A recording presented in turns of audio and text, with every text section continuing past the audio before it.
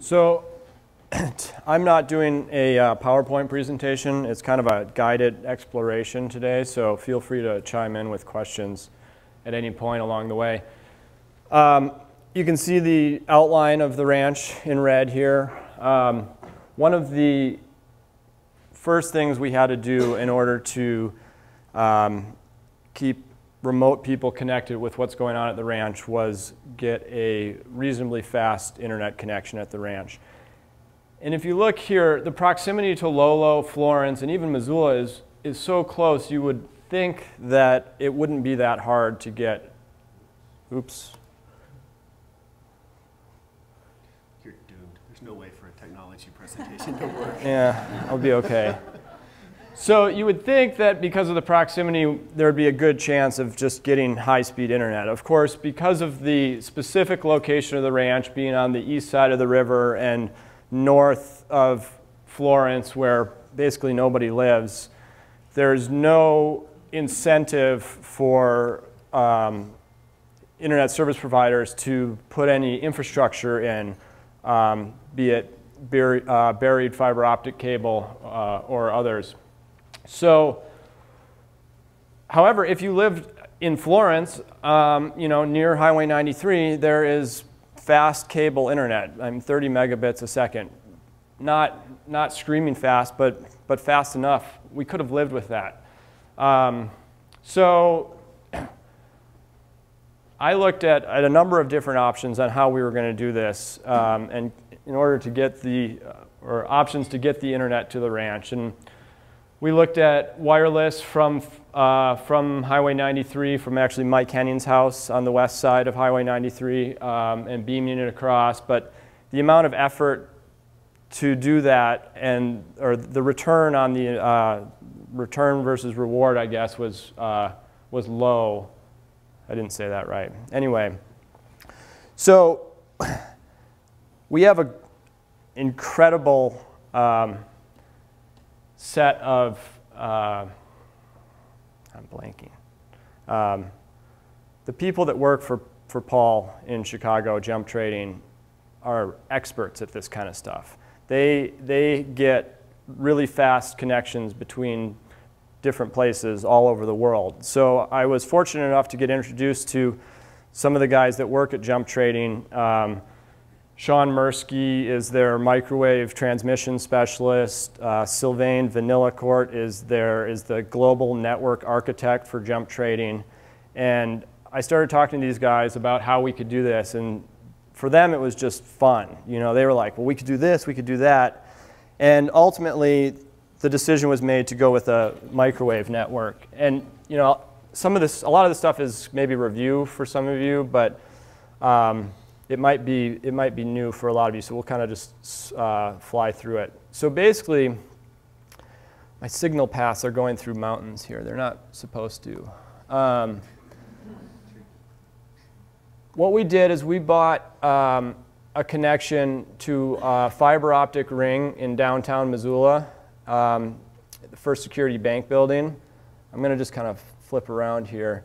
So this is the building. And you can see there's already a number of other microwave and other wireless communication antennas on top of this building. So we put one up on top, and that shoots up to Mount Deanstone, which is right here. Another microwave path goes back to our office in Missoula. Another microwave path shoots to Indian Ridge, where we constructed a tower. And it's really irritating, those are in the mountain there. And then that continues on down to the Orchard House. So in order to do this, we had to construct a few towers on the ranch. And this was a whole new experience for me, trying to figure out, how to build radio towers. And it was a really fun learning experience. But this all happened about this time last year. These towers were going up, and then this is the tower up on top of Mount Deanstone, and we have 3 dishes up there. This is the big dish that points to Indian Ridge. This one here points to the First Security Bank building, and this one here points to our office at the Lambros Center. And then you can see they were aiming that dish. These things have a really narrow beam path, so they have to be aimed very precisely. And actually this one is still not aimed quite perfectly. We're going to have to get a crew out from Chicago to work on it. But, and then inside, or at each of these locations, there's networking equipment that connect the different radios together. So for the guys at Jump Trading, this was like a super easy project. I mean, they have these microwave transmission lines that go from Chicago to New York, Chicago to Washington, D.C. They're currently building one from Chicago to Seattle. So I mean, we have, what, 1, 2, 3, 4, 5 hops. I mean, the maximum distance for a hop is 30 miles. So you can think about how many of these things they have between Chicago and New York. And that's all to save like 2 milliseconds on a trade. So, but once we got the high-speed internet to the ranch, let me just do this again. Now we have it at 2 locations. We have a connection point at Indian Ridge and the Orchard House. But we still have a pretty big ranch where we wanted to have network connectivity. So that is when we brought in the FireTide wireless mesh network. So this is signal path between the different mesh nodes on the ranch. So at each one of these nodes, we have essentially, you can think of it as a wired network connection. I mean, the same kind of port that you would plug your computer in to the wall at the office. These are the same kind of networking equipment. It's just they talk to each other over radio waves instead of copper. So these were put in primarily for the live feed cameras. They also supply the internet connection at the upper house and do a couple other access control things, for instance, by the gate. But almost all of the sites that you see here have a live feed camera at them. And we'll get into that in a second. I guess I should have just talked about this first off, is there's kind of 3 different ways that I think of how we're keeping Paul and the people in Chicago connected. And the first is the Buckeye cameras, which have been around for a while, and you guys have all looked at those on the website. And that's kind of something that's been, over the last year, has almost doubled the number of cameras. And then this system's all for the live feed cameras. And then there's some other real-time atmospheric data, the weather stations. So the 3 of those are, different ways to get almost instantaneous access to different parts of the ranch. So I don't know how many people actually know how to look at the cameras. I think that we have some people like Philip and others who are on these cameras regularly. So I was just going to do a quick overview of how we get to these cameras. And last year was a really big infrastructure building year. We got the microwave network installed. We got the FireTide mesh network. We got a lot of these live feed cameras. This year we're going to do a few more live feed cameras, but it's more about optimization and like cleaning up of the user interface. So if you want to come check out the live feed cameras, the first place to go is livecams.mpgranch.com. The resolution on this is awful. Anyway, so this is kind of like a thumbnail gallery of all the live cams. We currently have 11, I think. Yeah. Sheep Camp, Indian Ridge. Osprey Nest North is the newest camera that just went up last week. Sandfoin Bench is above the northern floodplain. The Turnaround, Northern Center Pivot, Sniper's Roost, Partridge Alley. This is the Southern Center Pivot Thermal and Southern Center Pivot non-thermal, and then the Pump Basin. So if you come to this website, livecams.mpgranch.com, you can see a thumbnail of all of the current live views. If you want to click on one of these, it'll take you directly to the camera viewer. That's already small, isn't it?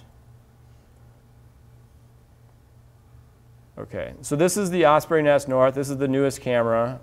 And for the most part, the cameras are all the same. There's a few different models, but the differences are minimal. And so I'm going to be limited here by the internet speed here. But you can see, so there's a number of different ways to control the camera. There's the left, right, up, down. You can also, there's click to center. So you just click on a place and the center of the camera moves to there. You can drag and zoom. Let's see, what's that down there? Duck. Let's see, we got to get a focus. That's Goose. a goose. Let's see if we can get a little closer. This works in proportion to your internet speed. If you have really fast connection, then it's really, really fun. Yeah, and it's at the ranch or at the office, it's unbelievably fast. Because What happens if two people control the camera, and I go left and you go right? Well, that's a good question. And at one point, I had like a queue set up where you would have 30 seconds, and it would then release control from, or it would give control to somebody else. There's some things that we haven't quite worked out all the bugs on yet.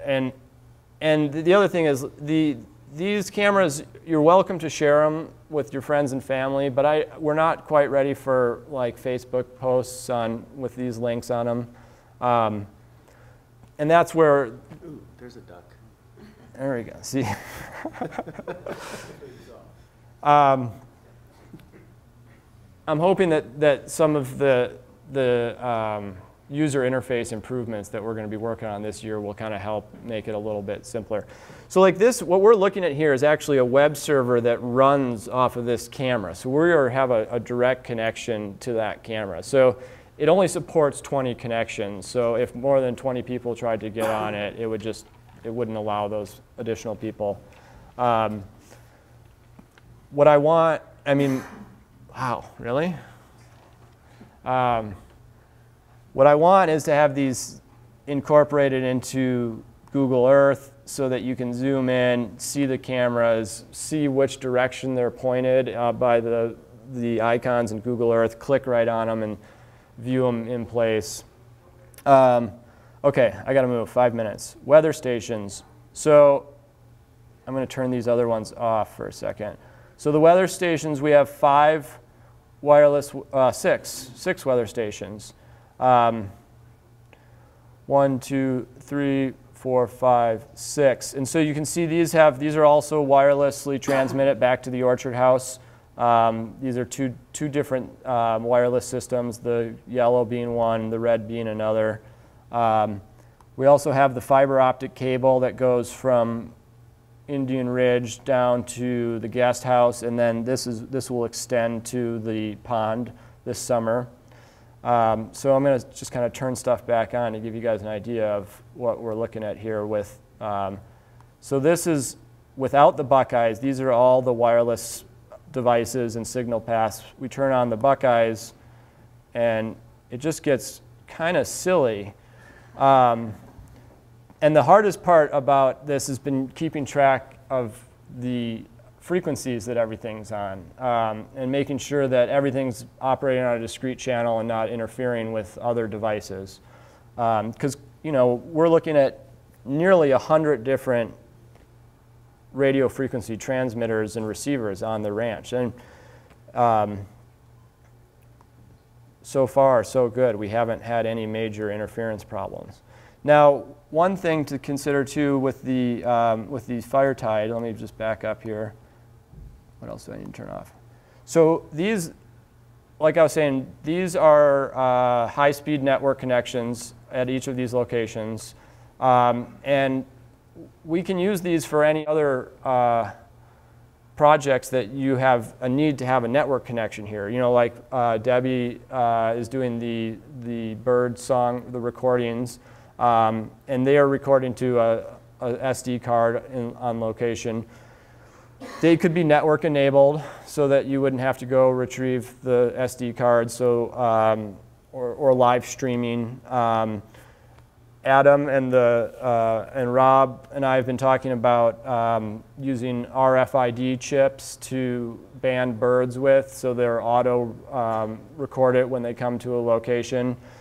That could all be done remotely, automatically. Basically, you would just, you'd have an RFID reader on the pole next to a feeder or a perch. A bird lands on it. It gets scanned. It gets sent to a computer somewhere else on the ranch, and we know that the bird was there. Am I out of time? Okay. Should want to get to the weather stations, though. Yes. Oh, yeah. So on the Livecams .mpg ranch, there's a couple other tabs. There's the weather tab, and so you can see live. Wow. What is that? It's the resolution of this projector so low. My computer doesn't know what to do. So you can go to each of the weather, and look at current weather conditions on the ranch. Orchard House, Indian Ridge. Let's see. So what is it? Windy down there? Yeah, 14 miles an hour currently. Sandfoin Bench is only 6 miles an hour. Let's look at the summit. Let's see. 6 miles an hour. It's interesting. Indian Ridge is oftentimes much windier than the summit. But it's crazy to look at the temperature gradient too. Like Sandfoin Bench, we're at 52 degrees right now. Baldy Summit, 37. That was an hour ago. Okay, so Baldy Summit is not quite current. South Baldy Ridge, 41. So it's still significant. Does this data get stored? It does. It does? Yeah, in two ways. In two ways. This is also, there's another way to look at this. MPGweather.com takes you to a Weather Underground. And it also is logged on a computer at the Orchard House.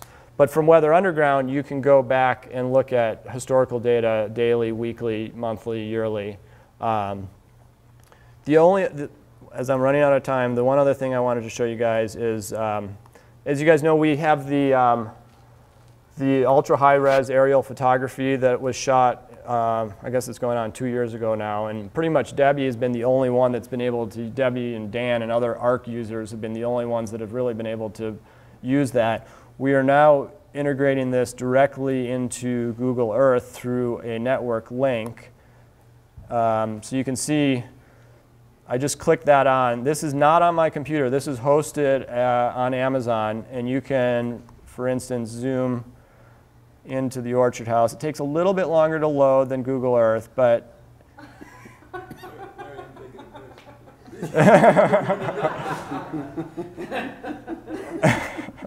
but you can see, I mean, the difference is pretty staggering when you turn it off and you see that's Google's imagery, that's our imagery.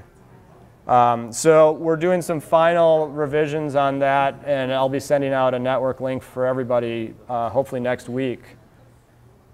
That's it. Well, you've got 5 minutes for questions. Okay.